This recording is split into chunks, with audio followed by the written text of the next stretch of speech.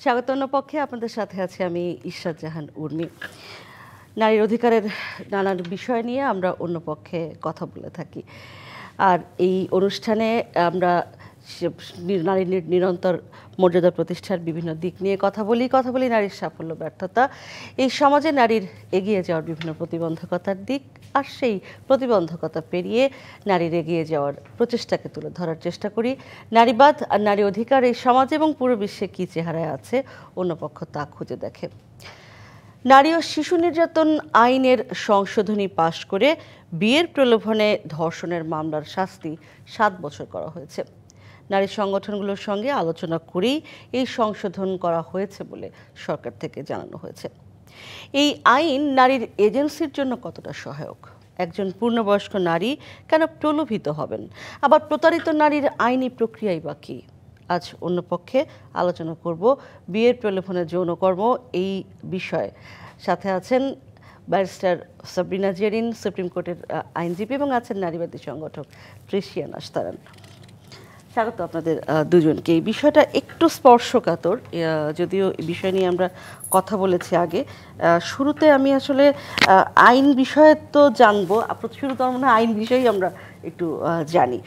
প্রথমত যে আইনটা সংশোধন করা হলো 7 বছর সর্বোচ্চ শাস্তি রেখে, এবং বিয়ের প্রলোভনের মাধ্যমে যৌন কর্ম করিবার দণ্ড বলা হচ্ছে যদি কোনো ব্যক্তিকে দৈহিক বলপ্রয়োগ ব্যতীত বিয়ের প্রলোভন দেখাইয়া 16 বছরের অধিক বয়সের কোনো নারীর সঙ্গে যৌনকর্ম করেন, এবং যদি উক্ত ঘটনার সময় উক্ত ব্যক্তির সহিত উক্ত নারীর আস্থাভাজন সম্পর্ক থাকে, তাহা হইলে উক্ত ব্যক্তি অনধিক 7 বছর সশ্রম কারাদণ্ডের দণ্ডনীয় হবেন এবং অতিরিক্ত অর্থদণ্ড দণ্ডনীয় হবেন।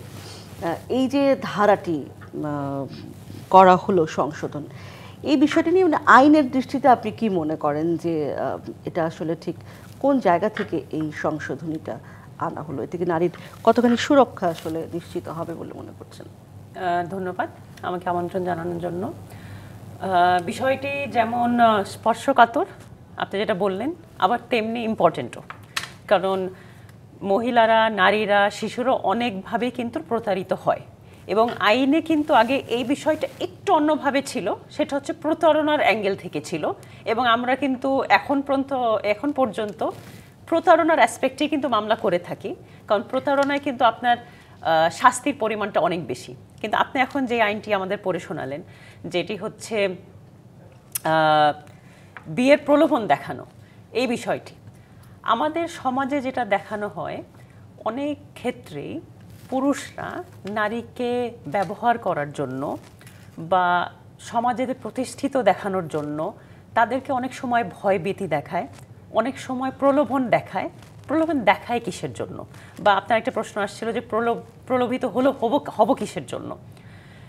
আসলে সবাই কিন্তু চায়, মেয়েদের অ্যাসপেক্টে বাংলাদেশে তারা কিন্তু একটা বৈবাহিক জীবন চায়, একটা সুন্দর জীবন চায়, একটা সেফ একটা প্লেস অফ হেভেন চায়। তো তখন সে যখন একটা নিশ্চয়তা পায় ওই জায়গায় যে না, আমি তো এই লোকটার সাথে আমার তো বিয়ে হবে এবং আমার তো এখানে তাহলে কনসেন্ট আছে, তখনই আসলে সেই জিনিসটা আর দেখতে পারে না ওই পর্দার বাইরে যে এই লোকটার ইন্টেনশন কী থাকে। নট নেসেসারি প্রলোভন দেখিয়ে যে সবসময় যে একটা মানুষের যে তাকে সম্পর্ক করা হচ্ছে, তার বাইরেও কিন্তু অনেক কিছু যাচ্ছে। তো এই অ্যাসপেক্টগুলো কিন্তু আমরা অনেক সময় আমরা দেখেছি যে এটা রেপের সংজ্ঞায় চলে আসে, এবং অনেক সময় দেখা যায় যে একটা মেয়ে তার স্বাধীনতার জায়গা থেকে এসে একটা জিনিস ক্লেম করতে চায় যে হচ্ছে আমি তো বুঝতে পারিনি, আমি তো জানতে পারিনি, আমাকে মিথ্যা দেখিয়ে মিথ্যা বলে এই জিনিসটা কাজ করিয়েছে। কিন্তু জিনিসটা তো হয়, কারণ এখন এক মানুষ অ্যাডাল্ট, কারণ 16 বছর উপরে বলা হচ্ছে। এই জিনিসগুলো কেন আসতেছে? এটার অনেকগুলো আরও কারণ আছে, কিন্তু ওই যে স্যাটিসফ্যাকশনের একটা জায়গা, একটা মাথার মধ্যে একটা ঠিকানার একটা জায়গা, একটা সেফ একটা হেভেন, এই জিনিসটা যখন মাথায় একটা মেয়ের মাথায় হয়তো বা আসে, তখন সে মনে করে আচ্ছা ঠিক আছে, আমি একটা রিলেশনশিপে জড়িয়ে যাই, তারপরে ঘটনা ঘটে। আমি আসলে এই আইনটার মধ্যে আমার কাছে মনে হয় যে কোথাও একটু সমস্যাজনক জায়গা আছে। সেই জায়গাটা কি আমি নিশ্চয়ই আপনার সাথে আরও আলোচনা করব। তৃষিয়া, যে প্রশ্নটি আমি আসলে শুরুতে করেছিলাম, আমার সূচনা বক্তব্যে রেখেছিলাম যে একজন পূর্ণবয়স্ক নারী কেন প্রলোভিত হবেন, এটি যেমন একটি বিষয়, আবার একই সাথে এটা তো প্রতারণা মামলা ছিল আগে, কেন এটা প্রতারণা মামলাই নয়? আমি যেটি বলছিলাম যে নারীর এজেন্সি তাহলে কোথায়? এরকম ঘটনা যখন ঘটার কথা বলা হয়, এবং আমার খুব মনে পড়ে হ্যাপি রুবেলের ঘটনাটি, ক্রিকেটার রুবেল এবং হ্যাপির ঘটনাটি। হ্যাঁ, হ্যাপি এরকম একটি মামলা করেছিলেন এবং একটা খুব ডিলেমাযুক্ত একটা মামলা ছিল। হ্যাঁ, এই বিষয়গুলো যখন আসে তখন কোনো না কোনো জায়গায় তো আসলে নারীকে ছোট করা হয়। আসলে কি তাই, নাকি বিষয়টি অন্যরকম কোনো কিছু? আপনার বক্তব্য। এখানে না বলার মতো অনেকগুলো পয়েন্ট আছে। আমি প্রথমে আপনার ওই প্রশ্নের উত্তর দেওয়ার চেষ্টা করি যে একজন পূর্ণবয়স্ক নারী কেন প্রলোভনে পড়বেন, বিয়ে কেন প্রলোভনের বিষয় হবে। আমার মনে হয় যে আমার আগে যিনি বললেন সাবরিনা জেরিন, ওনার বক্তব্যে আমি অনেকখানি এটার উত্তর পেয়েছি যে বিয়ে কেন প্রলোভন হবেন। কারণ উনি বারবার বলছেন যে সবাই বৈবাহিক জীবন চায়, একটা সেফ হ্যাভেন চায়, বিয়েকে সেফ হ্যাভেন হিসেবে তুলে ধরা। এই যে একটা সোশ্যাল কনস্ট্রাক্ট যে বিয়েই হচ্ছে নারীর সব থেকে উত্তম নিয়তি, এটা শেষ ডেস্টিনেশন হওয়া উচিত। এই সামাজিক কাঠামোর কারণেই আসলে অনেক নারী কিন্তু বিয়ের স্বপ্নটা দেখে। কিন্তু আমার মনে হয় যে এর বাইরেও একটা বড় বাস্তবতা আছে যে সবাই আসলে বৈবাহিক জীবন চায় না, সবার কাছে বিয়ে সব থেকে উৎকৃষ্ট সমাধান নয়। কিন্তু যৌন জীবন সবাই চায়, যে কথাটা মানুষ বলতে চায় না। এখন যখন আমরা প্রলোভনের কথা বলি, যদি বিয়ে প্রসঙ্গ থেকেও থাকে যে আমরা দুজন বিয়ে করব, এখন আমরা যৌন সম্পর্কে লিপ্ত হচ্ছি, যদি দুজন মানুষ এই কনসেন্ট দিয়েও থাকে, এটাকে আসলে আমরা প্রলোভন বলবো নাকি প্রতিশ্রুতি বলবো? দুজন প্রাপ্তবয়স্ক মানুষের সমান ক্ষমতার চর্চা যদি আমরা সম্পর্কে রাখতে চাই, যখন প্রতিশ্রুতি ভঙ্গ হচ্ছে তখন প্রতারণা হচ্ছে, তার বিশ্বাস ভঙ্গ হচ্ছে। এখন এই প্রতিশ্রুতির মধ্যে একটা নোয়ান্স জায়গা থাকে যে একজন প্রাপ্তবয়স্ক নারী এবং পুরুষ যৌন সম্পর্কে লিপ্ত হলেন এবং কিছু দূর যাওয়ার পরে তাদের মনে হলো যে সংসার জীবনে তারা সুখী হবেন না। কারণ যৌনতাই তো আসলে বৈবাহিক সম্পর্কের একমাত্র পরিকাঠামো না, যৌনতার বাইরেও সংসারে বোঝাপড়ার অনেক কিছু থাকে। এখন যদি কোনো এক পক্ষ সিদ্ধান্ত নেন, পুরুষ যদি সিদ্ধান্ত নেন যে না, এই মেয়েকে বিয়ে করা ঠিক হবে না, তাহলে কি তার সেই অধিকারটা থাকবে না?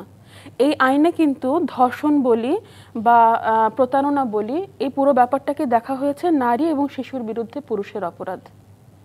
কেন আমরা মনে করছি যে একজন নারী যৌন সহিংসতা ঘটাতে পারে না, যৌন অপরাধ ঘটাতে পারে না, প্রতারণা করতে পারে না? কারণ কি নারী পূর্ণ মানুষ নয়, এজন্যই সে পারে না। মানে এজেন্সির কথাটা যখন উঠছে, আমাকে কিন্তু বুঝতে হবে যে এজেন্সি মানে শুধু সমান অধিকার পাওয়া না, সমান দায়িত্ব পাওয়াটাও।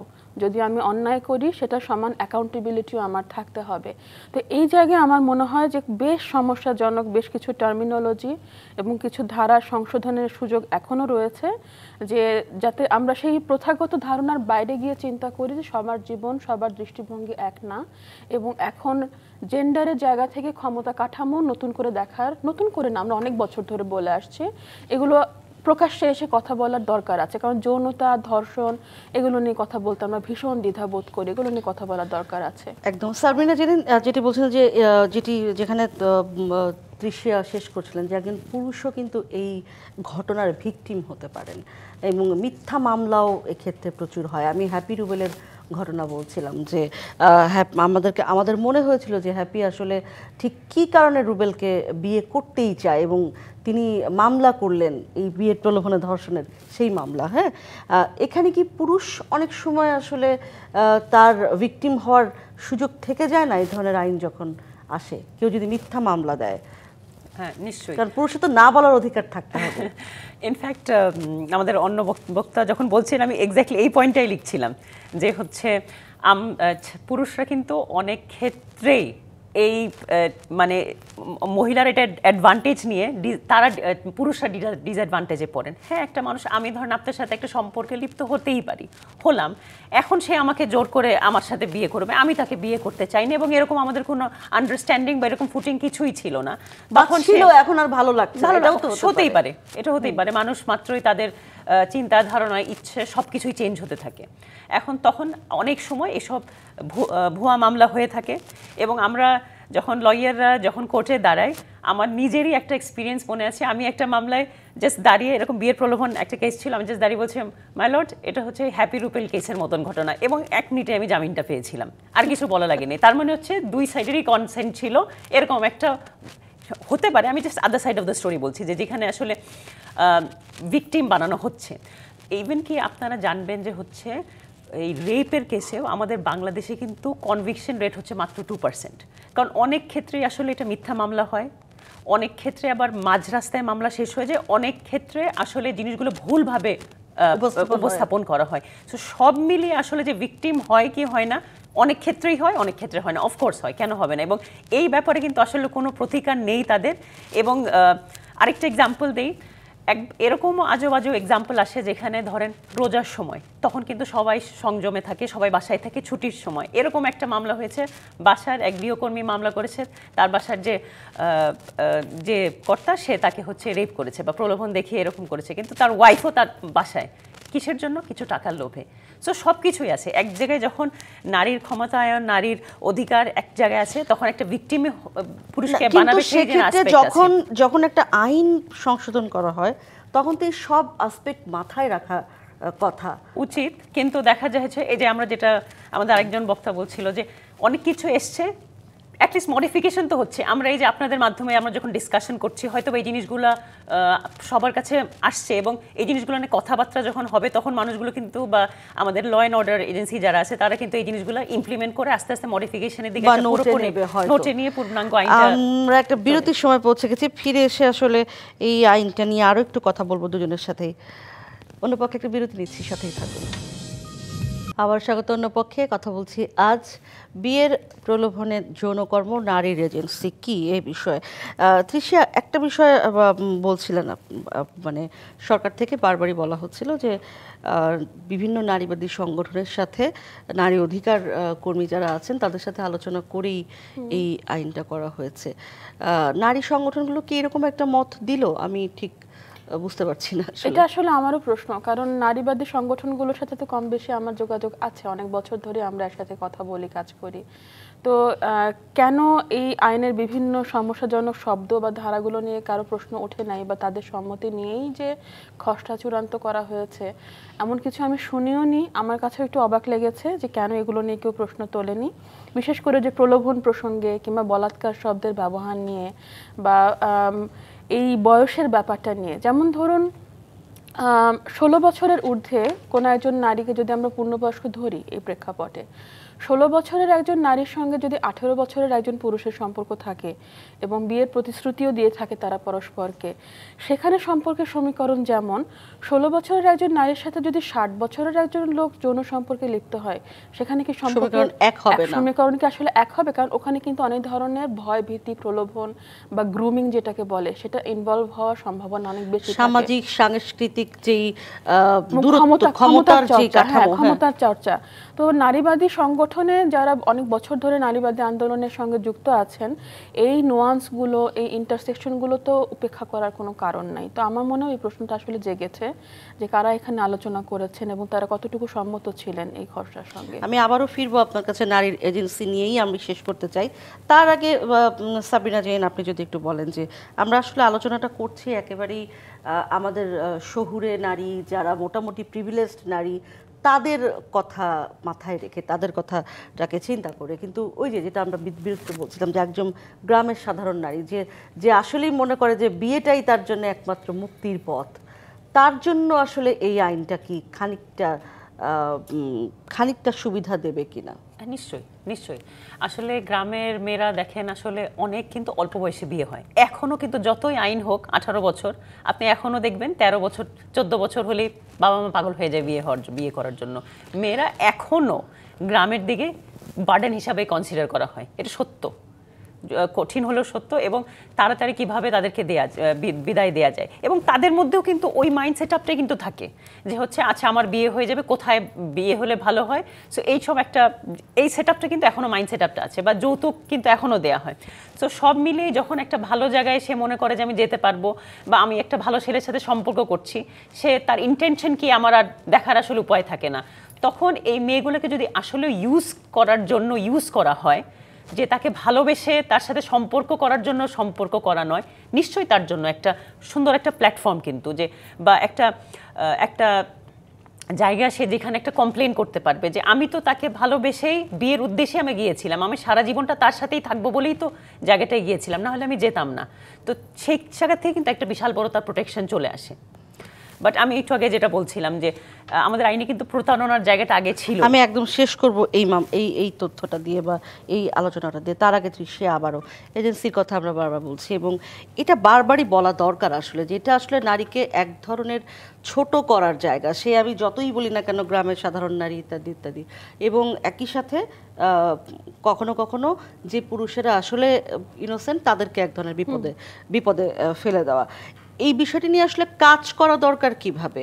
এই যে নারীর এজেন্সি বিষয়টা কারোর মাথায় ঢোকে না, সমাজ সংসার রাষ্ট্র এটা কিভাবে, মানে অনেক কিছু হয়, অনেক আইন হয়, মনে হয় এটা আমাদের পক্ষেই যাচ্ছে, কিন্তু আসলে যেটা আমাদের পক্ষে যাচ্ছে না এই বিষয়টা আসলে কিভাবে, যেহেতু আপনি নারীবাদী সংগঠক, কিভাবে জিনিসটা মাথায় ঢোকানো যায় রাষ্ট্রের সমাজে? এই জায়গায় আমি বলবো যে আমার থেকে অনেক পুরনো অনেক সিনিয়র নারীবাদী সংগঠক অনেক বছর ধরে তো অনেক কাজ করেছেন।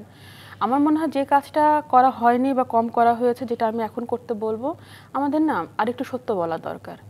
আমরা সামাজিক গ্রহণযোগ্যতার খাতিরে অনেক মিথ্যা বলি, ভদ্রতার খাতিরে অনেক কিছু চেপে যাই। এই যে গ্রাম বনাম শহরের ন্যারেটিভের পার্থক্য, এটা খুব ইন্টারেস্টিং। আমরা মনে করি যে শহরের মানুষজন মনে হয় একটুখানি অন্যরকমভাবে চিন্তা করে, গ্রামে মনে হয় প্রথাগত জীবনই বেশি চলে, ওখানে বিয়ে ছাড়া কোনো বিকল্প নেই। বাস্তবতা মোটেও তেমন না।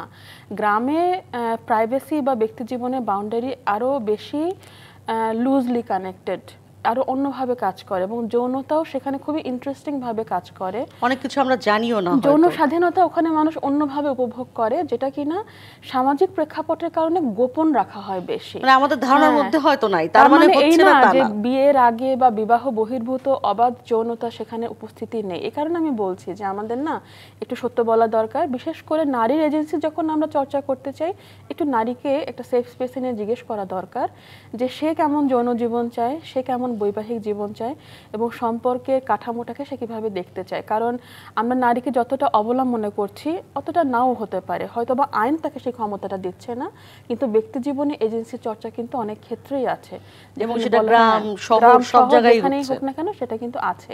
তো ওই জিনিসগুলো নিয়ে একটু স্পষ্টভাবে একটু সাহসিকতার সাথে কথা বলার দরকার আছে। আর এই যে এই ধারায় বলা হচ্ছে যে আস্থাভাজন সম্পর্ক যদি আগে থেকে থাকে এবং যদি সেখানে প্রলোভন বা প্রতিশ্রুতি থাকে তাহলে কি কি হবে।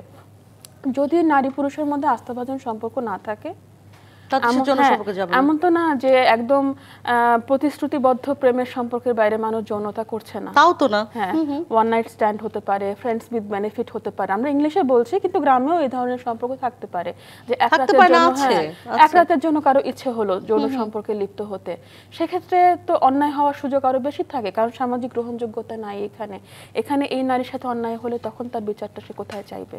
তো আমার মনে হয় যে আমরা যদি ঝেড়ে না কাশি, মন খুলে সত্যগুলো বলতে না পারি, গ্রহণ করতে না পারি বাস্তবতা, তাহলে নারীকে এজেন্সি স্বীকৃতি দেওয়া এবং ওই অধিকারের জায়গাটা দেওয়াটা খুব কঠিন হয়ে যাবে। একদম শেষ প্রসঙ্গ সাবরিনা জেরিন, প্রতারণার মামলা তো ছিল আগে, তার বদলে আমরা বিয়ের প্রলোভনে যৌনকর্মের মামলা, এবং আপনি বলছেন যে প্রতারণার শাস্তি আরো বেশি।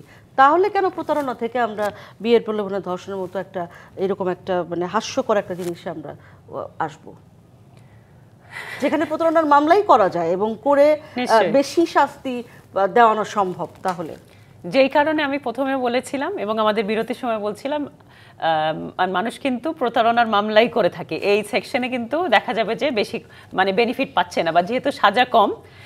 আসলে এটা আসলে অ্যাসপেক্টটা হচ্ছে যে অনেক সময় জিনিসটা তো আসলে কনসেন্ট চলে আসে, সেই কনসেন্টের জায়গা থেকে মনে হয় এই পানিশমেন্টটা কমিয়ে দেয়া। কারণ আপনারা দুইজন তো অ্যাকচুয়ালি যখন প্রলোভন দেখানোর যাই দেখেন ওভার 16, আপনার তো একটা সম্মতি ছিল, তো সম্মতির জায়গা থেকে যখন আপনি একটা জায়গায় পৌঁছিয়েছেন, একটা সম্পর্ক করেছেন, সেখানে তো আসলে দুইজনেরই তো একটা অ্যাসপেক্ট থাকে। আর আমাদের বাংলাদেশের যেই অ্যাসপেক্ট সেটা হচ্ছে, যদিও আমি যেটা বলছিলাম যে এটা ইসলামিক স্টেট না, বাট আমাদের ম্যাক্সিমাম মানুষই হচ্ছে এখানকার মুসলমান। সো আমাদের ধর্মীয় একটা অ্যাসপেক্টের কারণেও কিন্তু অনেকে এই জিনিসটাকে অন্যভাবে দেখে, বা এটা রাইট রং জাজমেন্টাল হওয়া অনেক বিষয়গুলো আছে। আর এর সাথেও যে প্রলোভনের বিষয়গুলো, খালি আমরা কিন্তু আরেকটা জিনিস যে আমরা বারবার বলছি সিঙ্গেল লেডি যারা, তাদের কথাই বলছি, বা ইয়াং মেয়ে, কিন্তু এর মধ্যে কিন্তু অনেক বিধবাও আছেন, অনেক তালাকপ্রাপ্ত মহিলা আছেন, অনেক মহিলারা আছেন যাদের হাজবেন্ড বিদেশে থাকেন, বিবাহিত নারীও থাকতে পারেন, এবং সবাই কিন্তু প্রলোভনের শিকার হতেই পারে, এবং সেই জায়গাগুলোর থেকে আসলে যেহেতু কনসেপ্ট সে জেনে শুনেই তো কাজগুলো করছে, 16-র উপরে তো সে একটা পূর্ণাঙ্গ অ্যাডাল্ট, সো এই জন্যই হয়তো বা পানিশমেন্টগুলো কমিয়ে দেয়। কে কিসে প্রলোভিত হবে এটা আসলে সবথেকে বড় মনে হয় যে সবথেকে বড় গুরুত্বপূর্ণ প্রশ্ন। সেটা নিশ্চয়ই রাষ্ট্র যারা আছেন বা আইন যারা করেন দেখেন, এবং নারীবাদী সংগঠন যেগুলো আছে তারা নিশ্চয়ই দেখবেন। ধন্যবাদ দুজনকে, আমরা নিশ্চয়ই আলোচনা চালিয়ে যাব। এই ছিল আজকের অন্য পক্ষে। থাকুন ডিবিসি নিউজের সঙ্গে।